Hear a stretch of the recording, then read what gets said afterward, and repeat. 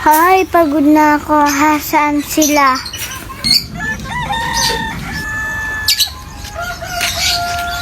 Ay, si Ate Lynn.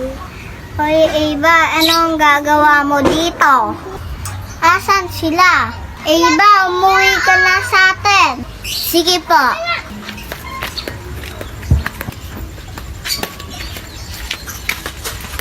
Tara, umupo na tayo. Isay natin dalawa. Tara mo na dalawa. Ewan ko po. Tara, baka inahanap ko tayo ni Ate Lynn. Ayan na. Ate, pusa. Una tayo. Saan na naman kayo pumunta? Naglaro po kami sa labas. Ang tagal nyo. Sawi po, ate. O, sige. Tara. Punta tayo sa pamangkin ko.